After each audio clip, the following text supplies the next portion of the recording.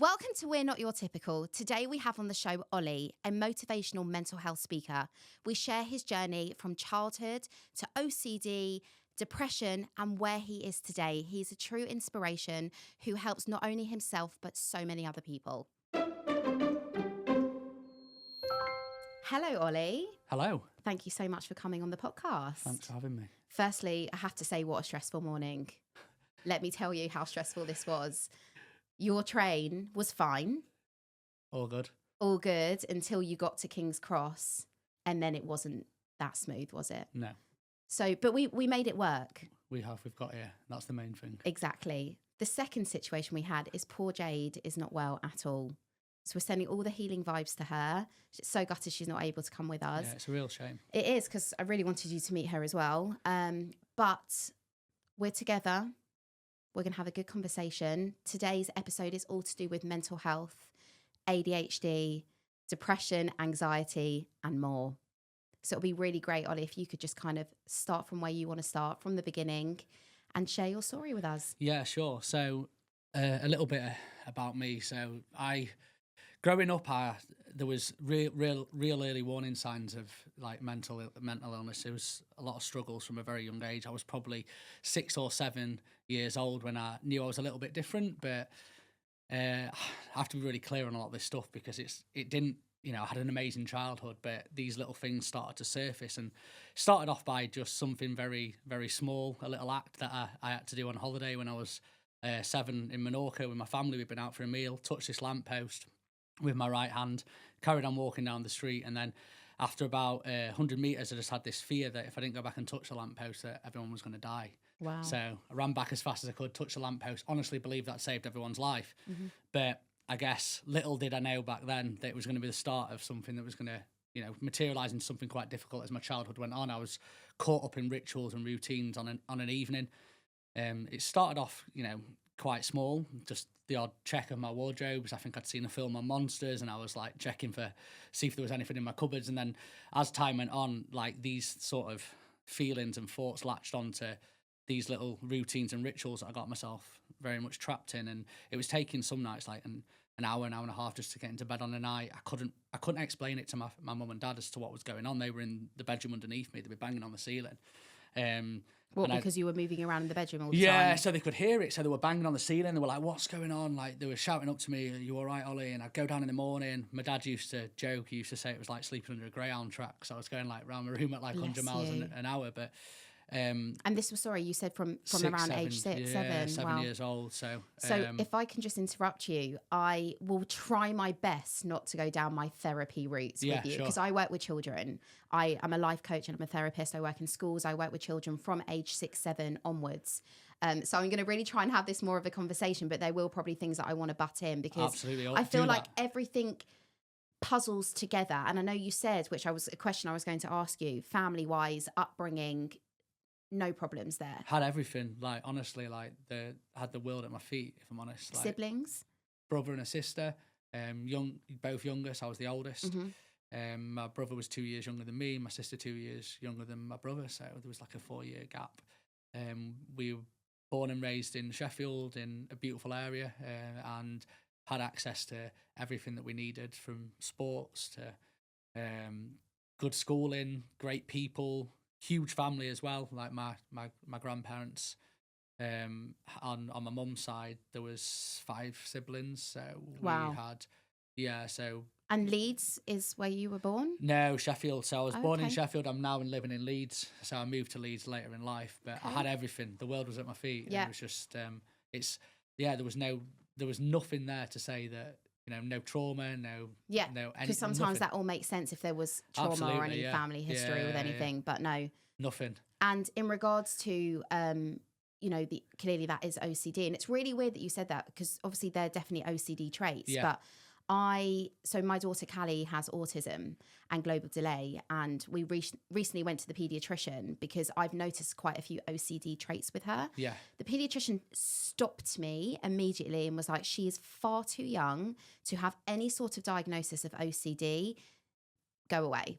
Wasn't even entertaining it. She said that is way further down the line of life. I hear this a lot, Do you? Yeah, so a lot of young people that I speak to, And whether that be those that are neurodivergent, I mean, it's actually really difficult as well to get sort of a diagnosis of ADHD until sort of maybe 8, 9 Yeah. years old. Yeah. And I guess everything's really on a spectrum, isn't it? It sort of really depends on where you fall on that spectrum as to what support you're going to get and Yeah. how much that's impacting your life. Yeah. Because I've been through that with my own child, Yeah. who's a lot of his stuff surfaced on the back of a diagnosis of diabetes during COVID, and going back to school. The support wasn't there. They were sort of telling us that they were trained to support his diabetes, but when he went back, they weren't really. And it turned, he was crying out for help when he was low. His sugar levels had dropped. And how old was he when he got his diagnosis? 6 or 7, and then he's now 11. So it's been a real journey, because they were like, oh, wait a second, I'm just dealing with this kid. And then, he's screaming out for help, not realising it's like a life or death thing.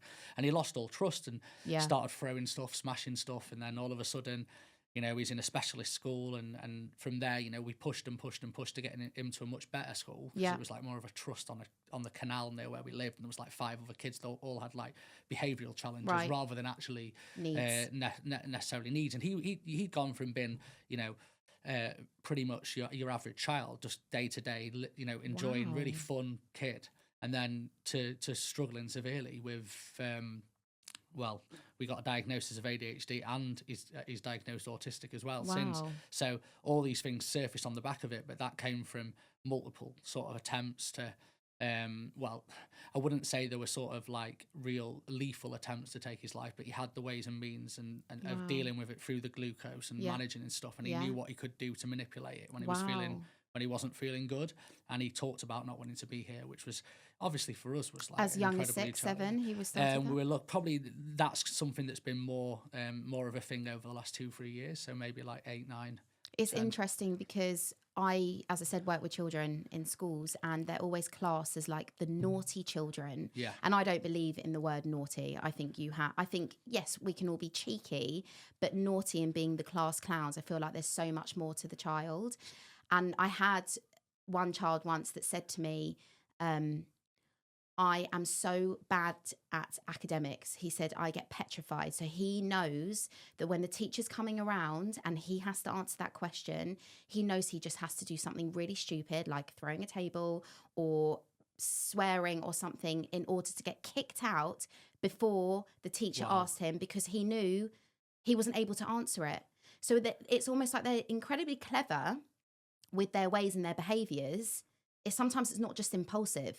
It's almost like they know, but they can't do anything about it. Yeah, and they probably don't fit into this neurotypical sort of Who schooling. does these days? Exactly, and it's impossible. I mean, a lot of the work I do now is in schools, and, going back to my own personal journey in school, I could really, really relate to a lot of the things you've just said there. Like, I was very mischievous. I was a bit of a class clown, but I wasn't malicious. I never did anything with any intent, or never upset anyone or hurt someone, or, I was a really good person. Like, I always looked out for the people who were bullied. I always supported, anybody really. I wasn't a nasty person, but, during school, I think it was very different back then, and it was suited to me. I've been back to my school over the last few years, and my head of year was still there, who became a really close friend after school because he supported me throughout my whole journey and saw something in me, and he's always been there. If I'm honest, he's been a sort of a great force in my life. And he turned to me and said, "Look, Ollie, you'd not make it through school now." Wow. And, so it really has changed. Yeah, it really has changed. And when I was at school, they were always talking about, on top of the OCD, which was more of an evening sort of thing, like on a night. You wouldn't display that in school Not really, at all? no. I remember having like moments on my way to school. I'd step on grates. That was a constant thing, like going back, stepping on grates, touching lampposts, doing all these little things. Yeah. But actually, when I walked through those school gates, it was almost gone. It was more like, and it's quite common with OCD to be sort of formed around routine times, ritual times, and things like that on an evening when, maybe like when you're brushing your teeth, or when you go to the toilet, or when you lock it, when you're in your own house and the comfort of your own home. And it wasn't there through that. But in school, like, I really struggled because I couldn't focus. I couldn't keep still. I couldn't learn like the other kids. Sometimes I was way behind. Sometimes I was miles ahead. Yeah.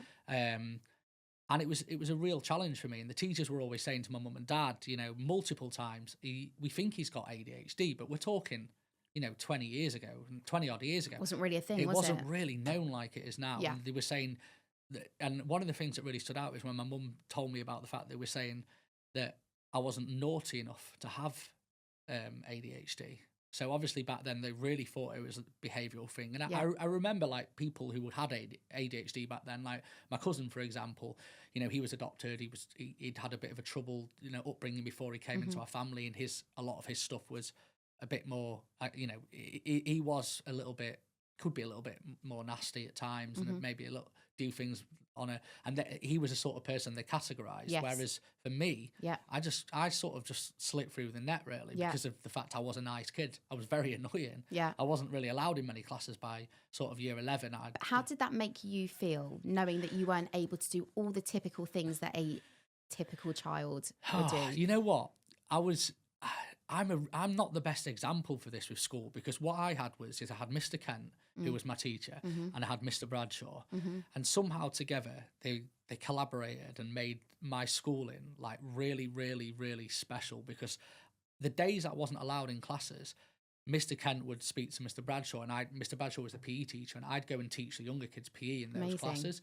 So I was so fortunate, and even in if I was kicked out of class, there would always be a place for me to go. I'd go into the dinner room, and me and my mate would sit with the dinner ladies and help them make the sausage sandwiches. Love that. So there's always like, and do you know something? I went to a teachers conference last week, and I haven't seen any of this like type of teaching for ages. I've not seen, Mr. Kent said to me when I went back, he said, we can't have those relationships with kids anymore where we try and support them. We have to do things very differently. Everything's changed. They'll probably just end up in detention all day long. Yeah, exactly. Which is, again, so unfair. It's not right. And I went to a school called President Kennedy School in Coventry for a conference, and their head teacher was speaking there. He's called Tyson, and he was telling the room about how they do things, and like if they see a kid walking around the corridors, it's not always a case of like, oh, get back to class. He was saying how this kid they'd say, well, if you're not going to be in class, will you come and help with putting all these chairs out in the hall? So they do that now. So they do it in that school. Fantastic. And I was like, that really resonated with me. It made me think back to that time of how lucky I was, really. Yeah. Did you always feel like you did stand out though? Even during school? I think I stood out anyway because I was quite like a big personality, and I was actually. It wasn't like I was trying to shy away. I had big friendship circles, but I also had multiple friendship circles, and I was the person that brought everyone together. Yeah. So I was, that person. And if you speak to anyone from back at school, like now, my parents will have played a massive part in their childhood, because those nights where other kids were out drinking on the streets and doing things, my mum and dad, we had the tennis club over the bottom of our garden. It wasn't obviously ours, it was a club, and it was a court over the back. It would have been nice. But there used to be probably 50 to 100 kids drinking down over the tennis courts on an evening. Yeah. And, from the age of 14, 15, my mum and dad saw that. My mum was a school nurse. My dad was in banking. My dad was like, we're not having this. And he'd already built this conservatory on the back of the house, and he built a games room under the house and put like a little like a way of climbing up the wall. So there'd be like 50 to 100 kids in our garden. Wow. And in our that basement. You've invited? Well, all of my friends, like they'd all come up the wall, and I was really lucky in that respect. That's really cool. Yeah, so I did stand out, but I was also a big personality. So I suppose I probably chose to stand out, which is, I think, quite one of the big reasons why what happened to me, a couple of years after that was such a big shock, because I wasn't. Yeah. Well, let's go back then, because you mentioned. I'd love to start from the childhood upwards. Yeah. So let's rewind. So you mentioned from age 6, 7, you started noticing and displaying OCD traits. Yeah. What went on from there? Well, I think having OCD, that especially around that era, was challenging anyway, because no one really knew what it was, and then all of a sudden everybody knew what it was, because there was like TV programs about it. When I was going into my teenage years, there was programs about like obsessive compulsive cleaners and things like that, which almost like, even though these guys on that show had severe OCD, they couldn't leave the house. It put a bit of a strange spin on, like, people's misinterpreted what it really was. Like, all of a sudden it went from being like something that I thought was a serious thing that was really at times quite debilitating to it being a bit of a joke, throwaway comment. I'm a bit OCD, I'm a bit tidy. I mean, everyone says they're a bit OCD, don't they? You must find that quite difficult to hear. Yeah, no, I'm not one of them people that gets overly annoyed, because I think it's just unfortunate that it's because of this media misrepresentation. Actually, if if we can all do our bit to help people better understand it. And most people that meet me and hear a bit about my story probably wouldn't use that saying again anyway. Yeah. And But that's I all like I can that do. you can share that, because Yeah. I feel it from my side. And obviously, it's a little bit different when everyone says, "Oh, everyone's a bit autistic, everyone's a bit on the spectrum." Yeah, I definitely. find that quite personal, because no, Yeah. they're not. I know people have different behaviours. And what does that even mean? Like, What does yeah, it mean yeah, exactly? And it almost takes away from the people that do really suffer, because it makes it them feel that, oh, they're just autistic, it's fine, or they're just a bit ADHD, like whatever. Yeah. Okay, so sorry to keep cutting in. No, so you the OCD behaviours had started, and then from there it was just, you know, I was able to sort of enjoy life, but I had this weird thing on a night where I'd be like trapped for like an hour, sometimes an hour and a half. Sometimes there'd be periods where maybe school wasn't as stressful and life wasn't as stressful, and I'd probably have to only do things for maybe a shorter period of time. But yeah, it was pretty frustrating. I think it wasn't until really my teenage years where people started to see or understand that maybe I had it, but no one really knew the extent of it. And that was because if I was around at a friend's house and someone put the TV on like number 10, I'd have to have it on number 12, and it really frustrated me. It was almost like, were you able to say, I need it on number 12? Yeah, I did. Yeah, and can you put it on an even number? Okay. And then, but that almost became a bit of a thing where people sort of did that too, and it wasn't it probably didn't really. I guess it was a bit of a breadcrumb. Like I was dropping these little breadcrumbs of like struggles, but no one really understood it or saw it. And I guess the ADHD entwined with, you know, I was undiagnosed ADHD back then. I got a later diagnosis of that, but like the two they're very much entwined. Like if you draw a circle next to each other, there's a lot of them will overlap very much. Yeah. Oh yeah, definitely. A lot of the traits from ADHD, like a lot of the obsessive behaviours, the impulsivity, all these things, like they're really sort of. It was almost like they were working together. Yeah. And I think the more debilitating thing was the OCD. I think the ADHD was just making my life really difficult. I couldn't really control my thoughts or my mind, and and when did that kind of start for you? What the ADHD? So I think that was probably always there. I was a bit busy, but like I was, but in secondary school, 100%. Like I went from being sort of like a reasonably sort of good child in sort of junior school, but then I think the schooling system in junior school is obviously very different. So it's a lot of play, a lot of outdoor stuff, which obviously suited me. But then you transition to secondary, and it became very challenging. Scares me.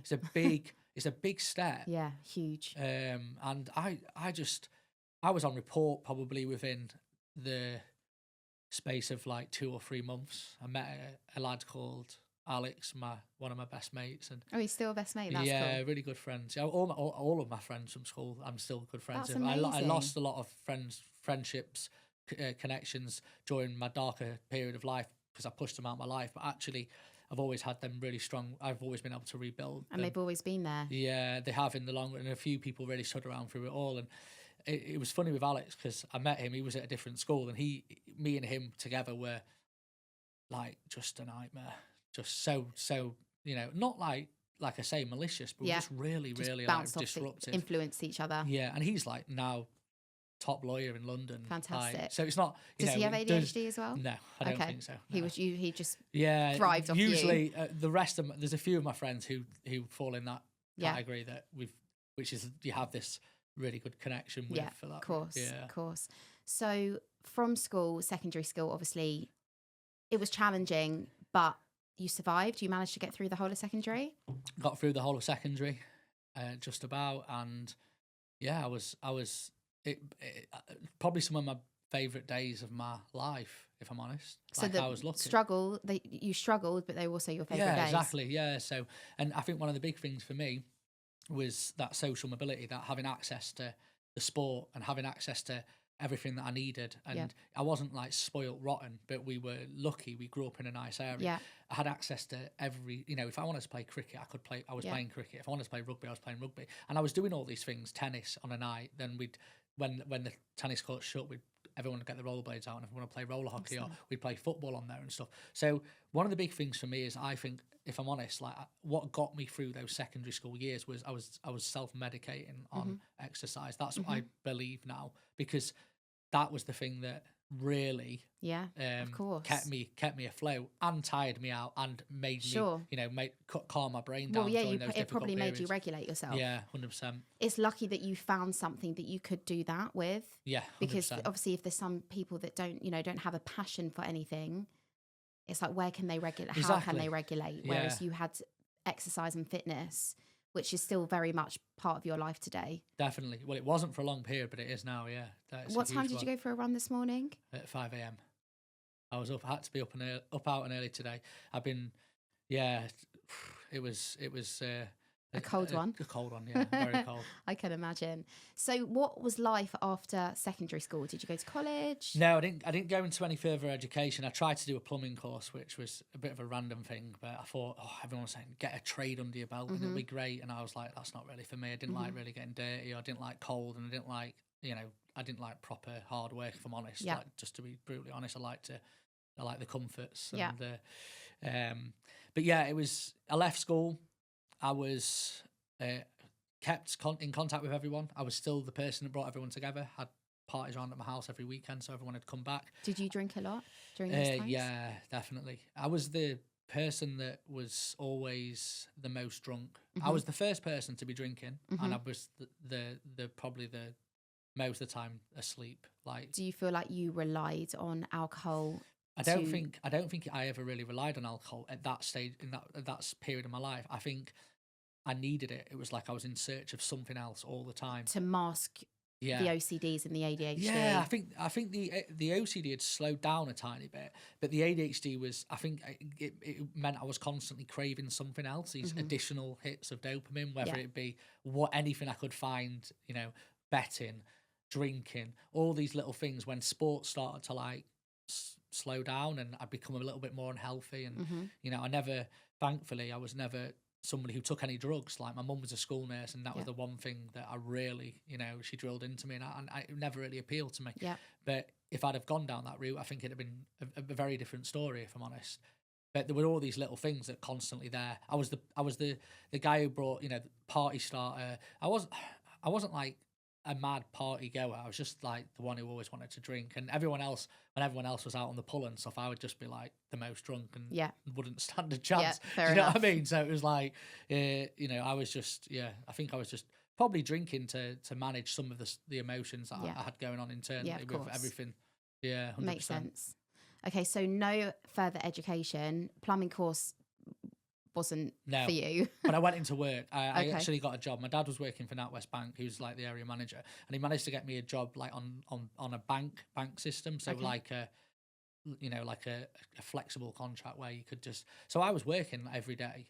For like, for the first couple of years, of leaving school from the age of 18. I had money coming in as well, which meant I could spend more money on going out. I didn't have to pay any rents. Mum and dad were too kind, and it was nice. It was probably a bit of a recipe for a disaster, really. Well, tell us what happened then. Well, at the age of 21, I went on a night out, and I didn't realise it at the time, but that would pretty much be the last time I'd feel normal. It was like for after that night out for up to close to 10 years, I went on a night out and my life totally changed, and it was something over nothing. It was nothing to do with me. What happened on the night out? It was a friend of a friend, like on the edge of the circle. He'd cheated on his partner that night, and we'd seen him do it. And I woke up the next morning, and we all met up in the day for some food. And I asked him why he'd done it, and he turned around to me and said, "I don't remember doing it, so it didn't happen." And I didn't. For some reason, like that just flipped a switch in my brain, and it made me go from being annoyed with him for doing it, because I didn't know the girl that well, but I was very highly, my morals were off the chain. I was going to say, morally it's wrong, and that and for me that was a big thing, because like I was brought up in real solid foundations. I was learned that to treat people right and do things right, and I hated people that cheated, if I'm totally honest. And I questioned it, and I said to him, like, but we saw you do it. But for some reason what he said triggered something for me internally, and I was in a relationship at the time. I've been in the relationship for about a year. I was settled. It was someone from school, you know, a great person, and you know, I was happy. Do you know what I mean? I was settled, but I had been on multiple nights out through that period of the relationship, and for some reason, instead of me being annoyed with him, I started to doubt myself. I started to say, but imagine, Ollie, if you've done something you don't remember doing it in that period. Yeah. And it all of a sudden became this like life or death situation that I went from, you know, being annoyed at him to like doubting every move that I made. And I went back over them. The next sort of month or, you know, 2 to 3 weeks, I found myself totally trapped and consumed by this new way of thinking. Like, what happens if you did it on that night? I used to go back through every single night. It went back all to you, not about your friend doing it and thinking, how could he do that? It's now triggered you to think, what have I done that I don't remember doing? Yeah, and exactly. it was all to do with you. Yeah. So imagine if I've done something. Yeah. And I was going back over every night out that I'd been on through that relationship, like with like a toothpick, and I was like, what happens if I did something to that person? Yes, I remember speaking to that girl. Imagine if I accidentally tried on with her, I accidentally kissed her. It started off being about cheating because I hated it. I was, you know, and for me, if I'd cheated, I honestly believed at that moment in my life that I should die. Like, and I probably still feel like that now, but it's just, I don't drink, I don't go out as much. It's not like, it's not going to be a thing anyway. But back then it was like, if you've done these things, you don't belong on this earth. But it started off being about cheating, and then within about a couple of months, it was about everything I was morally against, everything I hated, everything I despised. I could watch the news. Someone had been attacked, and it was like a mile down the road from my house. You could have done that, Ollie. You were near there at that time. And I'd lived the fear and guilt that was attached to that thought, as if I'd physically done these things. And honestly, like within 3 or 4 months, I was so trapped, so consumed by the anxiety that came with it. At this stage, I didn't even know I had OCD, just to be clear. I didn't even know what, you know, I had an idea of some of the things that I was going through earlier. I didn't think this was OCD. And I was so consumed by these thoughts replaying over and over and over and over and over in my head. It was like someone was playing a tape back, fast forwarding it, playing it back, fast forwarding it, playing it back.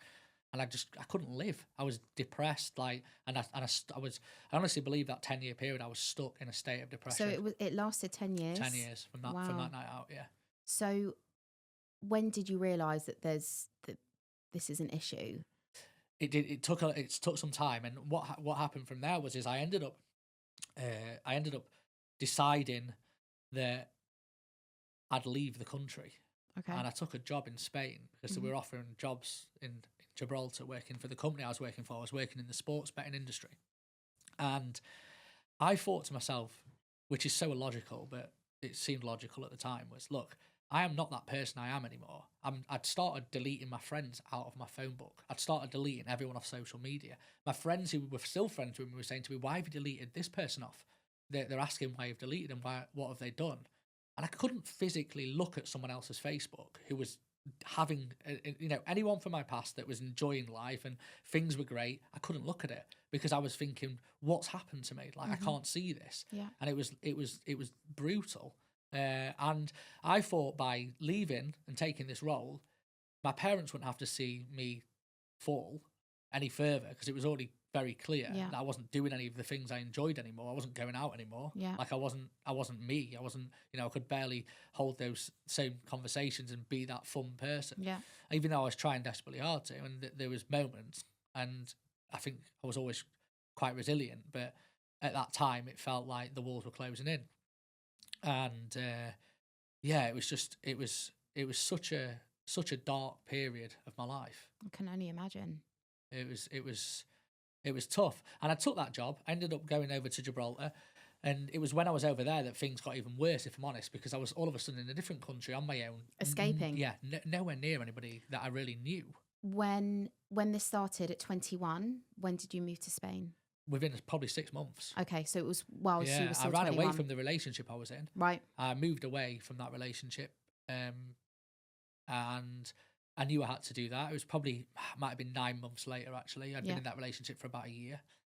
And I took that job, and I thought that'd be my way of getting away from the relationship as well, because that was causing me so much pain with the thoughts of me actually doing something which I knew I'd never do. And I thought if I left the relationship, things would get better. Yeah. And I also didn't want to put her through anything. She was a great person. She deserved better than that. Mm-hmm.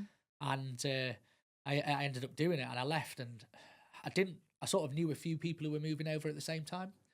There was one guy who I'd moved in with who was, for that first sort of 2 or 3 weeks, I all of a sudden had like a bit of freedom mentally, but it was not the right freedom. I was like, I've left the relationship, I've left this, and I'm just gonna get drunk, and I'm gonna go down that route. But then it soon, became even more challenging because I didn't really want to drink out and about. I was drinking on a night to try and get to sleep. Yeah. And one thing I'm quite proud of from my whole journey is I sort of made a decision really early on that I wasn't going to drink, and that was probably about 1.5 years into my struggles. Yeah. Because I thought, I'm not giving myself a chance at all here. Yeah. And there was times where I'd have a few drinks here and every now and then, but not like I was before, where it was like, once every other night or whatever it was, or once or twice a week. Yeah. And whilst I was over there, things got really bad quite quickly. Like probably after a year of being over there, I was like having thoughts I didn't want to be here. I remember going up onto the roof of there was a smoking area on like the 7th floor where we were on like the 5th floor, and we'd all go out there. And this is the moment where I knew I had to do something, because I was looking over the edge and my mind was telling me to give up, but I knew I didn't want to. It was constantly saying, you're a bad person, you've done these bad things, all these things, and I couldn't deal with it anymore, like, to be honest. And I was alone. I was in a different country. There was probably 2 or 3 friends that had stood by me that I hadn't fully Had you pushed opened out. to them at all? No, still hadn't opened up to them. So this is all just inside you, and no one else knows how your Pretty struggles? much, yeah. I think my parents knew. We had a conversation. I tried to explain it to them, but I couldn't early on, and I felt terrible for my mum, because she's one of those people that always wants to fix, and has always been that person who can fix. To be honest with you, she can mend pretty much everything, but she couldn't. No one could fix what I was going through at that moment in my life. And you couldn't fix yourself either. No. And I remember walking home from work that day, after having those thoughts, and I bumped into a guy called Ashley, and I think he was one of the first people that really saw me struggle. And he said, "Look, you didn't seem too good when you moved over." And I knew him from when he moved over as well. I'd trained him at William Hill when I first joined, before everything fell apart. And he moved into a manager's role, and he was like, "You're not yourself." And I was like, "I know." And he said, I'm going to send my partner around to come and see you. She's a psychiatrist. She works in the hospital. Sent her around that night to my flat, and she sat me down for 5 minutes, and she said, "I know exactly what's wrong with you." And I said, "Tell me." She was like, "You've got OCD." Wow. And I was like, "No, I haven't. This isn't OCD." I said, "I'm not doing things in order. I'm You're not not lining cleaning things up, and I'm not tidy. Look at the state of my flat." That's what I said. Yeah. And that for me was like a turning point, because she was like, "Look, it's really misunderstood. It's one of the most debilitating diseases on planet Earth. It actually ranks in the top 10 most debilitating diseases in planet Earth, in way of loss of life, loss of earnings. And that is above any, that's in the category of every disability, whether that's, physically disabled, whatever that may be. It ranks in the top 10. It's actually giving me goosebumps, because and I was like, no way. So she was like, yeah, she said, you've just got it in the most severe format, intrusive thoughts, rumination.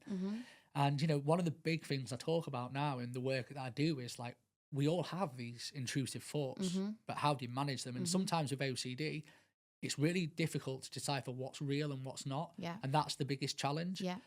And, some real common thoughts that people have, like driving a car into off the road. You might, I think it's like 60% of females, 50% of males have had that thought. It's really weird you say that, because I'm absolutely not OCD, but I recently spoke to my mum, and I said, "Mum, I can only speak to you about this, because otherwise I sound completely cooey, nutty, whatever you want to say."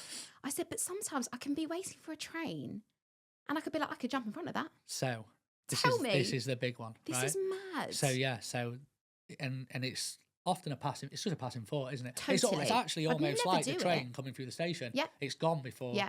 And my mum also agreed. Yeah. She also has had those thoughts. Exactly. And that's a real common one. And that takes me perfectly onto my explanation for OCD, because one of the big ones for me was not only that, but also pushing somebody. Okay. I used to have this thought of, if I was somewhere, whether it be a bus stop or a train station, of pushing someone onto the tracks. Yeah. And one of the most difficult challenges I faced through my journey was when it wasn't just about me cheating. It was about me harming people and hurting people and doing things that I know I'd never do. Mm-hmm. And one of those things was pushing people in front of a train or a car. Wow. And I'd have this thought of, imagine if you push that person. And I'd have the thought, and I'd leave the train station, and then within probably 5 minutes, I'd have to, like, literally, I'd be thinking, do I need to go back and check on the CCTV that I didn't actually do it? And I'd spend sometimes up to 3 months believing that I'd actually hurt and done that, harm that person. Yeah. And I'd be thinking the police are going to come and get me. Something bad's going to happen. I've done something really bad. Someone's going to come and get all these things just crashing through. And it got so bad that after probably a year and a half of the struggles I was facing, that I was actually having to physically document my every single move on my iPhone. So that's so exhausting. It was tiring. And I thought that it was a bit of a, if I'm honest, I thought it was a good thing having the iPhone note section in my phone, because you could have a date and timestamp for everything. But actually it was just a catalyst. It was fueling the OCD fire. Yeah. And I ended up, I'd be writing 50, 60 notes. You looked at the girl, you didn't cheat, you didn't push the person, you didn't hurt the person, you didn't harm the person, all these things. And intrusive thoughts are frightening. And for that next probably and further 7 or 8 years after that, I was just consumed. So this was for another 7, 8 years? 7, 8 years after that. So when this psychiatrist diagnosed you there and then, did you then actually take it further and get a proper diagnosis? I did end up getting a proper diagnosis. I ended up trying to get counselling, ended up trying to get therapy. Wasn't working for me. And one of the big things about therapy, what I know now, which I didn't know back then, is when you go down that route of therapy through the NHS. Like, I'd moved back to the UK shortly after because I had to. My workplace said you need to go home. Like, you need to be with people close to you. And I agreed, and I'm grateful for that. And I went back and we tried I tried CBT, and CBT is one of them things that, especially for people with OCD, it can be really dangerous. And they what I know now, like, I completely can understand that. And I didn't really get support through the right therapy till quite a lot later on in my journey, like probably 3 or 4 years ago now, 5 years ago. And also, when it comes to therapy, you have to want to change. Yeah, exactly. And even though you probably were desperate to, I was desperate you probably weren't either. But I couldn't talk about them things. They were telling me to speak about these things and share. They were telling me to expose these things. I actually didn't want to do that. And that was becoming more and more dangerous. And what happened with my journey through therapy was I got put on the wait list through the NHS. I went to the doctors. They said, you'll get therapy in 2 years, right? God. So I was like, what do I do then? They said, you're on the wait list, you've got to wait. And I'm a very literal thinker, and I like take things quite literal. So when they said wait, I waited. Like, I didn't do anything else. I just waited.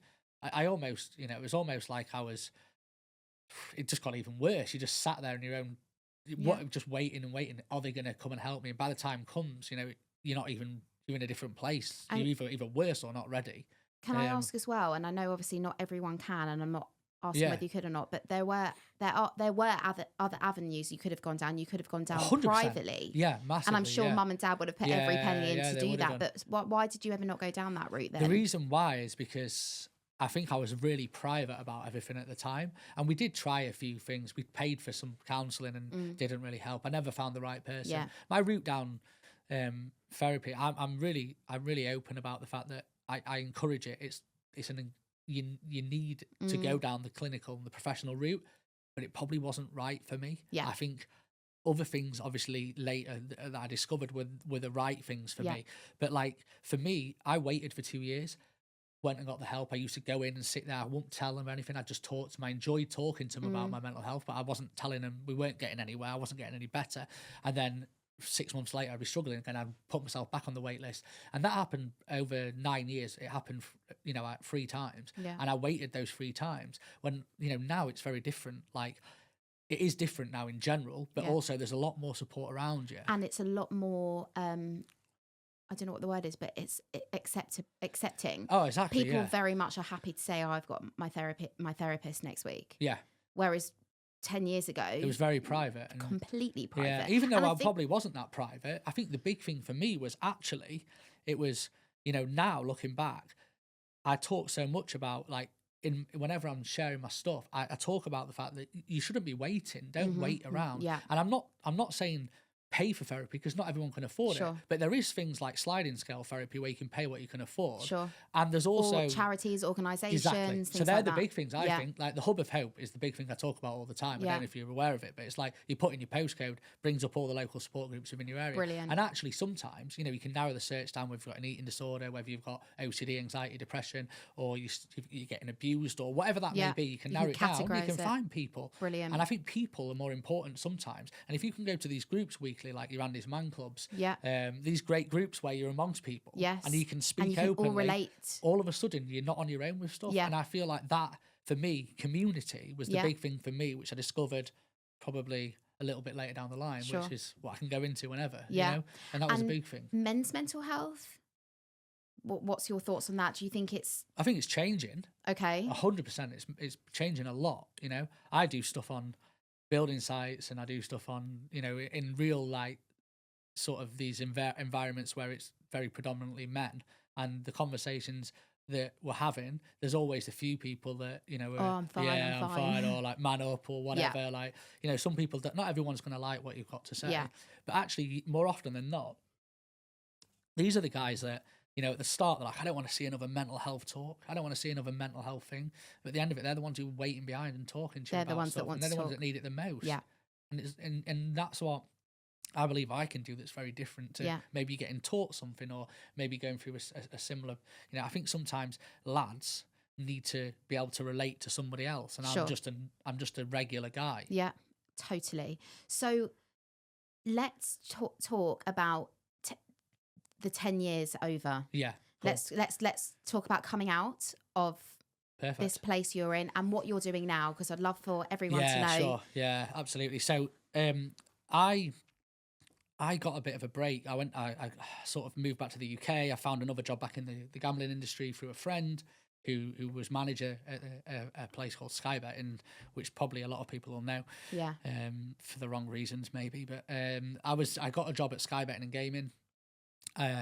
Probably about 9 years into the struggle, and no, sorry, it will have been a bit less than that, maybe 7 or 8 years in, and I got a job there, and it was difficult for the first period. They could see things weren't quite right. Even obviously she knew me from before, so she knew that things weren't great, and I was sort of going in, sitting in the corner, you know, trying to keep to myself and not really speak about much. But then things got worse and I got signed off sick, and then eventually I ended up going back. And I remember the last time I got signed off sick, my manager sort of came up behind me, put his hand on my shoulder and was like, look, something's not right. And this was like 10 years into it. Wow. And I was like, no. I said, it isn't. He said, I said, I can't see. He's like, what do you mean? He's like, I can't see past these thoughts constant. Like, all I see is these things going back and forth in my head. And he was like, well, what are you doing about it? And I was like, I'm not doing anything. I don't know what to do. Like, and he said, it's been going on for 10 years now. It's like ruining my life. Like, I can't focus. I can't live. I can't, you know, I've not been able to do things and enjoy things for like nearly 10 years properly. Yeah. And he said to me, well, take some time off. And this was a big moment for me, because he turned to me and said, take 3 months off and we'll pay you. Wow. I was like, he said, look, we care about you and we want to help you. And I was like, wow. And I had this like feeling then.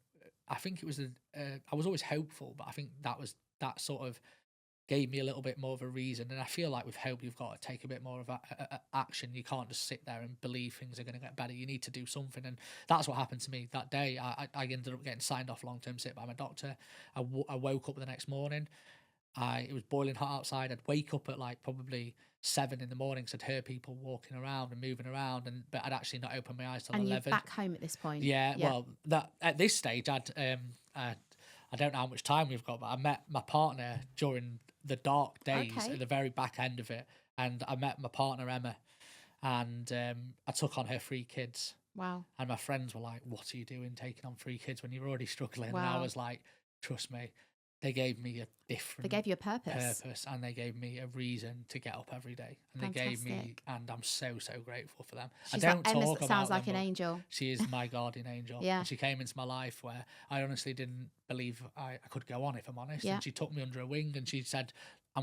saw something in me, and she said, I'm going to help you. Because there are people that really, really want to help. Yeah. And we met at the right time. She'd come out of a long relationship just maybe about 6 months before that. We met at work, the only place we could have really met, because that was the only place I could really go, or I tried to. And and we tried so much in them early days, and I think it's important to probably talk about this, but there were periods where I couldn't physically kiss her for like 2 or 3 months because my mind was telling me it was somebody else. And she had to endure that and still carry on, even though she probably didn't feel like she was loved. And she had to listen to me say, my mind's telling me you're someone else. I'm having thoughts of another girl. Yeah. I'm having thoughts I've hurt somebody. I'm doing this. But she realised that these were not real. These were just... And it wasn't you. And it wasn't me. Yeah. And she saw past that. And I'm so grateful for what she did for me. And that's one of the big reasons why I feel like getting that job at Sky Bet, moving to Leeds from Sheffield, was such a huge turning point in my life. Yeah. And then when they told me, it's signed, you signed off, I was like, I don't know if I want to be signed off, because I'm so used to having something. Yeah, and routine was huge for me. Yeah. But I woke up that next morning, and I made a decision that I believe saved my life, changed my life forever. I went into my cupboard, pulled out some old gym trainers that I hadn't worn for probably 7 or 8 years, and some old gym kit, left the house, started to walk a little bit, and then I started to run. Yeah.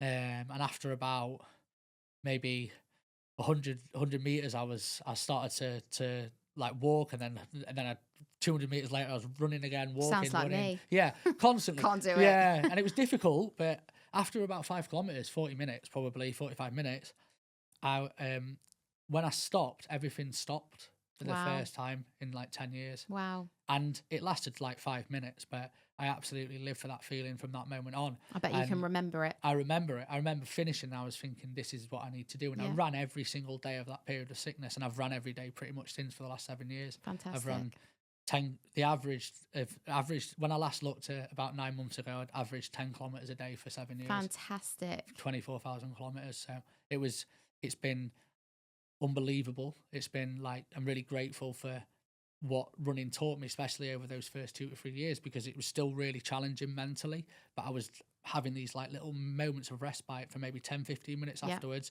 that allowed me to think about the future. Allowed me to, it allowed me to propose to my partner during that period of time. Amazing. Where when I probably wouldn't have even thought that was possible. I somehow got married in the midst of that real difficult period, because running, I ran a marathon through the night pretty much on my wedding day. Wow. Yeah, 4 times, because my thoughts wouldn't stop, and it was very difficult with OCD because of the commitment side of it, and the and the vows. But yeah, the running was a huge part, and within probably about a month I set up Run for Your Mind, which is like a mental health support page. I started to blog and do little videos on Instagram and social media about what I was going through, the struggles I was facing. Brilliant. And built a community, and there's probably we had 4,000 runners in the online running club, through the Instagram page, and through like word of mouth, which I don't do as much with these days, which I probably should do. But the social media side of it, we made friends for life through there. Amazing. And it's I've so done some of the inspiring. most incredible races and runs, and and I've been able to help thousands of people as well through running. And I've turned it into like a foundation where I was offering sort of trainers, kit, support for like people who were on that wait list through the NHS that wanted something immediately that could actually really help them. Because that's what you needed. I needed that, and that gave me I guess it gave me a stepping stone to get to where I am now. And that first 3 years of running, it was hard still mentally. Like I still, sometimes when I was running, it was difficult. It was almost like the thoughts were chasing me. The further I ran, the easier it got. But it wasn't like clear sailing. It wasn't like that was it, everything was better. But after about 3 years of the running, I read a quote in a book, and it was learn to become comfortable feeling uncomfortable. And I ran downstairs and I said to my missus, like, what do I need to do? And she was like, well, what do you mean? She was like, I said to her, look, if I can overcome the most difficult thing, I reckon all those other things that I used to enjoy and most people take for granted will come back. And she was like, well, what is the most difficult thing you can do? And we looked through my time in education, my time in corporate, and it all stemmed down to one thing, which was speaking in front of people. Okay. I could never do it. I hated it. I hated being stood up there. The only time I was stood up there at school was when I was in trouble, and I could never. That's what it probably all got associated to, though. Probably. Behaviour. Yeah. So I said to her, like, if I can share my story, about what I've been through, then Yeah. maybe it'll help other people, but it'll also help me get my life back on track. And Yeah. there was an opportunity in my workplace. They did something called the Untold Stories of the Business. I ended up delivering a little bit of a talk for like 15 minutes to around 300 people. Wow. And I had the most, honestly, I had anxiety on top of anxiety on top of anxiety. But after that, 2 managers came up to me, took me to a side, and they said, look, you should be leaving this business as soon as possible, and you should be doing this. Fantastic. This is what you should be doing. And they put me through a bit of a speaking course, which was more like TED stuff, which wasn't really my sort of thing. But